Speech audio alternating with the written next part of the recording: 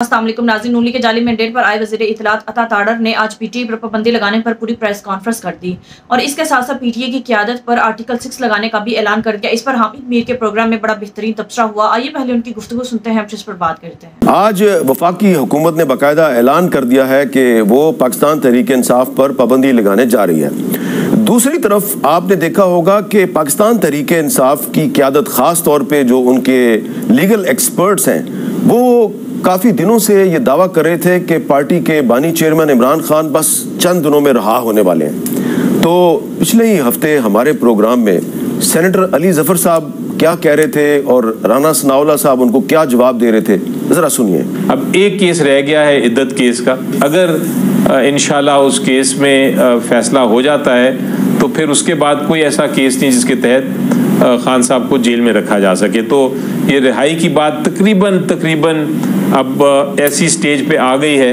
कि अब वो किसी वक्त भी हो सकती है, इसलिए जो मुश्किल वक्त था वो गुजर चुका है इन प्रोसेस। बहरहाल वो अब उनकी पार्टी का एक तकाजा भी है, प्रेशर्स भी होते हैं, तो वो ये कह रहे हैं कि जी मुश्किलात ख़त्म हो गई हैं, अच्छे दिन आने वाले हैं। तो मैं उनसे यही अर्ज़ करूँगा कि दिल के खुश रखने को गालिब ये ख्याल अच्छा है। तो राना सनाउल्लाह साहब बड़े वाज़ेह अल्फाज में कह रहे थे कि दिल के खुश रखने को गालिब ये ख्याल अच्छा है।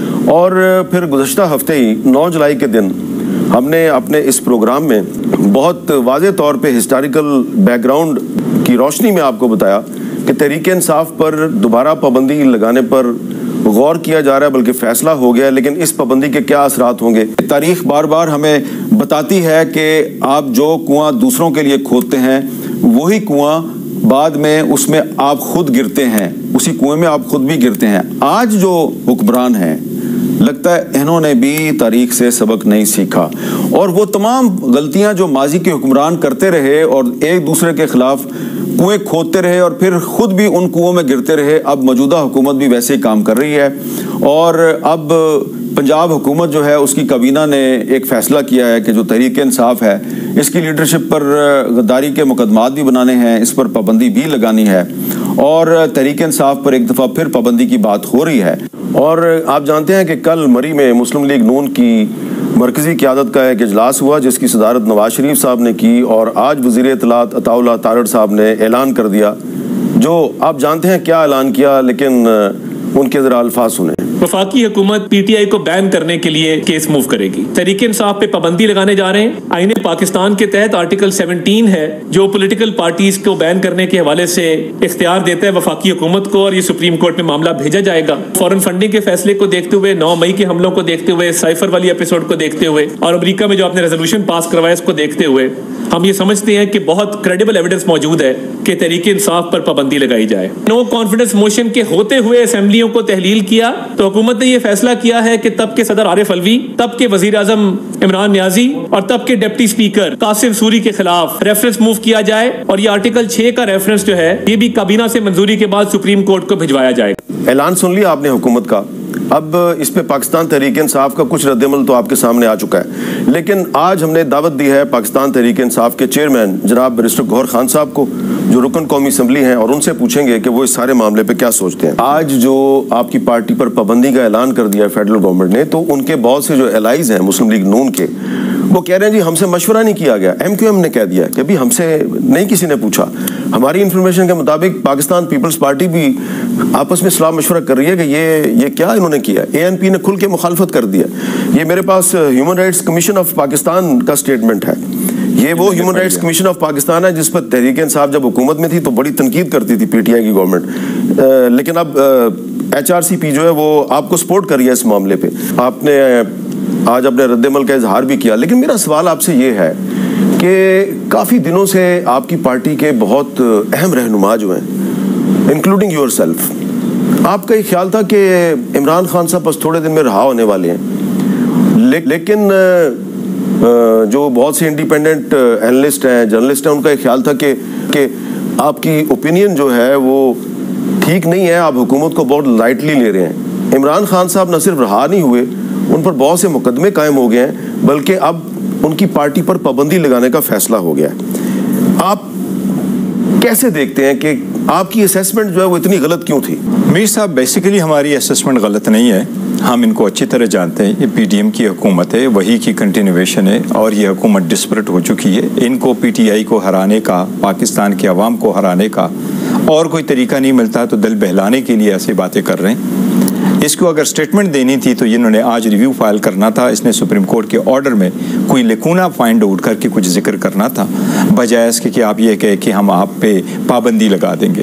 हम अच्छी तरह इसकी बात को जानते हैं, हमें इस बात का भी बहुत बड़ा इदराक है कि न सिर्फ खान साहब, न सिर्फ बीबी बुशरा बीबी, बरीमन सनम जावेद को आपने देखा परसों कि रिहा भी हो गई, घर भी चली गई, दोबारा उठाई गई और अल्हम्दुलिल्लाह आज हाई कोर्ट ने उनको रिलीफ भी ग्रांट किया। इनके इरादों से भी हम अच्छी तरह वाकिफ़ है और हमारा भी उन पर बिल्कुल कड़ी नज़र है। बात दरअसल ये है कि इनकी कोशिश यही है कि शाहिद खान घबरा जाएगा, कंप्रोमाइज़ कर जाएगा, किसी पॉइंट पे रुक जाएगा। वो 27 साल से स्ट्रगल करके चला आ रहा है और वो कहते चले आ रहे हैं कि मैं पावर शेयरिंग की सियासत नहीं करता, पब्लिक पॉलिटिक्स करता हूँ, रूल ऑफ लॉ के लिए करता हूँ, कानून की बालादस्ती के लिए करता हूँ, जमहूरियत के लिए करता हूँ, आखिरी बाल तक खेलूँगा, मेरा मरना भी इस मुल्क में, मेरा जीना भी इस मुल्क में, लेकिन जीऊँगा तो खड़े होकर जीऊँगा और पूरे कवाम के साथ खड़े होकर जीऊँगा। हमें इनके इरादों का पता था। ये जो कह रहे हैं आज मौसूफ साहब कह रहे हैं, पहले तो हम इसको लाइटली, बड़ा ही लाइटली इसलिए ले रहे हैं कि ये अपनी पार्टी वाले भी इसको इतना सीरियसली नहीं लेते और पहले भी उन्होंने बड़े ऐसे नो बॉल किए जो अपनी ही पार्टी ने बाद में उनको डिनाई किया है कि this is not the statement. लेकिन इनका अगर आ जाता है तो ज़रूर आ जाए, लेकिन 2-3 चीज़ों का जिक्र किया, मैं उसका जवाब देता हूँ। पहले ये कह रहे थे foreign funding case, foreign funding case पे केस हुआ, हाई कोर्ट ने सेट असाइड कर दिया, इलेक्शन कमीशन में पड़ा है, कभी कोई हियरिंग नहीं हुई, सुप्रीम कोर्ट ने केस भेजा है। अभी जो फॉरेन फंडिंग केस पेंडिंग है, लीग का पेंडिंग है, मुस्लिम लीग को हिदायत की गई थी कि अपने 6 अकाउंट की एक्सप्लेनेशन दे दे, आज तक मुस्लिम लीग अपनी एक्सप्लेनेशन नहीं दे सकी। आपने कभी सोचा कि मुस्लिम लीग नून के खिलाफ भी कोई, आपको भी कोई दरखास्त देनी चाहिए, कोई रेफरेंस फाइल करना चाहिए? वो जो सुप्रीम कोर्ट, जो इलेक्शन कमीशन में फॉरेन फंडिंग केस है वो पड़ा हुआ है और वो हमारे तरफ से फरक हबीब साहब ने किया था, वो मैटर अभी भी पेंडिंग। फरक हबीब तो आपको छोड़ गए, लेकिन वो मैटर हमारा ही था, वो 31 पर्सन था, वो मैटर अभी पेंडिंग है। जहां तक साइफर की बात कर रहे हैं, साइफर का केस हाई कोर्ट से खत्म हो गया, तो जब हाई कोर्ट ने केस खत्म किया उस पर क्या कहाँ की पाबंदी बनती है? फॉरेन फंडिंग का ये हो गया, आपका साइफर का ये हद हो गया। जिस तरीके से आपने साइफर केस का वापस लगा दिया, जो से दूसरी तरीके से आ रहे हैं, तो आपने औरतों को भी बारहा पकड़ लिया, आपने इनको बारहा पकड़ लिया और हम एक काम कर रहे।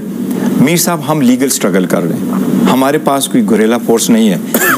ये हमें ये चाह रहे हैं, ये जो स्टेटमेंट आज की आई है ना, they being too desperate to make this statement, इससे डेस्परेशन और नहीं हो सकती कि मायूसी की इनकी इंतहा हुई, इनको कोई और बन नहीं पड़ा, ये पीटीआई को हरा नहीं सकते। ये 70% जो पाकिस्तान के अवाम है 25 करोड़ में से, उनको हरा नहीं सकते। So this what they came up with the suggestion. ये सुप्रीम कोर्ट के फुल बेंच के फैसले की कंटेम्प्ट नहीं है, उसकी खिलाफवर्जी। मैं समझता हूँ it is more than that.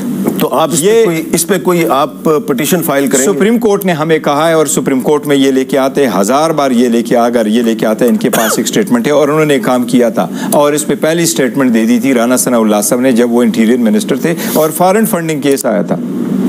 इन्होंने पाकिस्तान के हर जोन में 5 जोन है FIA के, हर जोन में उन्होंने इंक्वायरियाँ करवाई थी, सारी इंक्वायरियाँ ख़त्म हो चुकी है, कुछ भी इनसे नहीं बन सका। 200 केसेस बनाए हैं, उनको जब उससे कुछ नहीं मिला तो नाउ दिस इज़ अनदर, जिस तरह कहते हैं शोशा छोड़ दिया, जिसमें से कह रहे जी कि सुप्रीम कोर्ट से करा देंगे। आर्टिकल 17 उन लोगों पे लगना चाहिए जो आईन को अबेंस करते हैं, जो गैर आईनी फैसले करते हैं। ये सिर्फ और सिर्फ फॉर्म 45 से तवज्जो हटाने के लिए, रिजर्व सीट से तवज्जो हटाने के लिए ऐसे हथकंडे कर रहे हैं। आपको अगर इतनी ही घमंड है तो फिर आपने हमारे लोगों को उठाने की कोशिश क्यों की? आप उनको फ़ोन क्यों कर रहे हैं? आप उनको दावतें क्यों दे रहे हैं? आप उनको ये भी लालच क्यों दे रहे हैं कि हम आपको वजारतें दे देंगे? अभी आप ये समझते हैं कि ये आज़ाद है तो फिर भी कॉल कर रहे हैं। आज मैंने इलेक्शन कमीशन में परवा लिए, जितने भी हमारे नॉमिनेशन, जो हमारे 41 कैंडिडेट्स थे, उन सब के एफिडेविट्स हमने इलेक्शन कमीशन में जमा करवा लिए, उन्होंने खुद जमा करवा लिए, सिवाय 3 के जो उन्होंने एफिडेविट है वहाँ सऊदीया से। वो सिवाय 3 कौन है? वो एक सा है मलिक उमर साहब है, हाँ। जो दुबई में था, उसने एफिडेविट बनवा लिया, अथॉरिटी लेटर भेजा, हमें भेजा, कल मिल जाएगा इंशाल्लाह। दूसरा मुबीन जट साहब है, उन्होंने भी बना करके भेजा और हमारे पास कल भेजाएगा। सुबह सवेरे मुझे मदीना से महबूब सुल्तान साहब ने भी फ़ोन किया, वो भी अभी बनवा रहा है और वो भी कल हमारे पास भेज जाएगा। हमने सुप्रीम कोर्ट ने 15 दिन का टाइम दे दिया, हमने विद इन 2 डेज सारा प्रोसेस कंप्लीट कर। तो फयाज चजड़ा साहब की मैं स्पेशल जिक्र करूंगा। फयाज चजड़ा साहब की बाई को उठाया गया, फिर उसके 16 साल बेटे को उठाया गया मुजम्मिल को। उसके बेटे के फ़ोन से 37 टाइम्स उसकी वालदा को फ़ोन किया गया और उसकी वालदा को जब ये सुनाया गया कि वो बच्चा रो रहा है और वो कहता है कि मैं मर जाऊंगा अगर कुछ ऐसा नहीं करते हो, तो इसकी हम शदीद मजम्मत करते हैं। इस पर हमने प्रेस कॉन्फ्रेंस, फयाज चजड़ा साहब ने भी एफिडेविट दे दिया, फयाज चजड़ा साहब ने भी एफिडेविट दिया था और द मोस्ट इंपॉर्टेंटली अमीर सुल्तान साहब का भी एफिडेविट हमारे पास आया और उसकी पता चला अमीर सुल्तान साहब इस वक्त एबडक्ट हुआ है। रात के वक्त उन्होंने उठा दिया था, लेकिन रात के वक्त उन्होंने 1:32 पे अपना एफिडेविट निकलवाया था, तैयार करके हमें एफिडेविट दे दिया था, वो भी एफिडेविट फाइल हो चुका है। तो इस वक्त पाकिस्तान की पार्लियामेंट का एक इलेक्टेड मेंबर जो है वो मिसिंग पर्सन है। ये मिसिंग पर्सन है सर, एक मिसिंग पर्सन है और कई सारों की फैमिली मेंबर मिसिंग पर्सन है और हम इसको नोटिस में लेके आ चुके हैं स्पीकर अयाज सादिक साहब के नोटिस में भी, और हमने अदलिया से भी किया। सबसे मोस्ट इम्पॉर्टेंट है मीर साहब, इस पे सुप्रीम कोर्ट का रोल।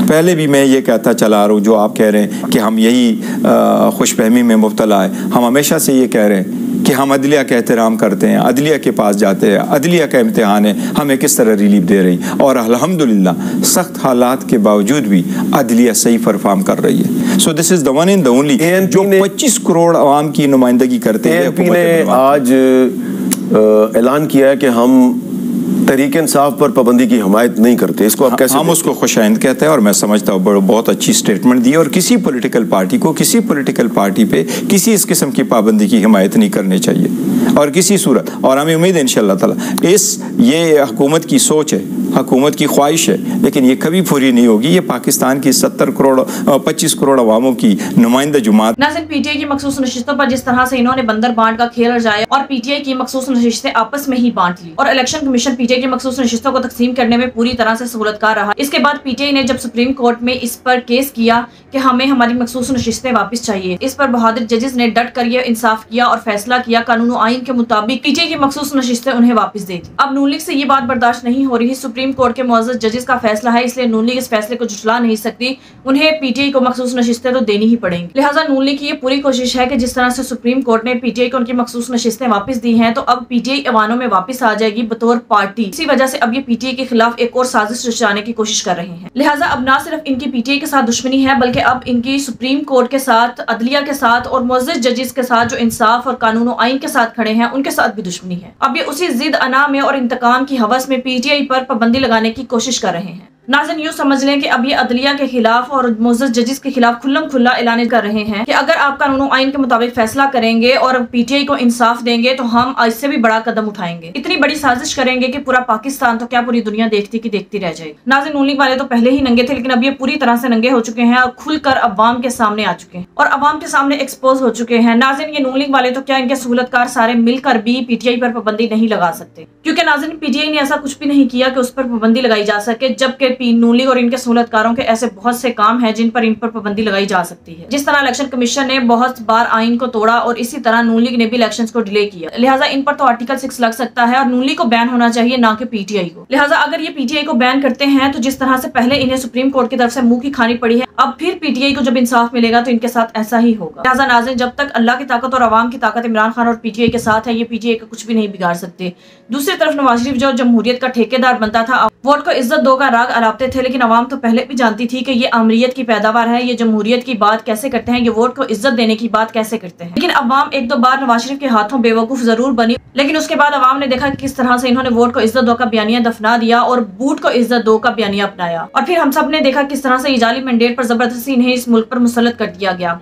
नाज़रीन, PTI पर पाबंदी लगाने पर और आर्टिकल 6 लगाने में शहबाज शरीफ, मरियम नवाज शरीफ ये सब के सब जिम्मेदार हैं और इसके साथ साथ इनके सहूलतकार भी जिम्मेदार हैं। नाज़रीन, आपके इस बारे में क्या राय है कमेंट में बताइएगा। अगली वीडियो में मिलते हैं, तब तक के लिए अल्लाह हाफ़िज़।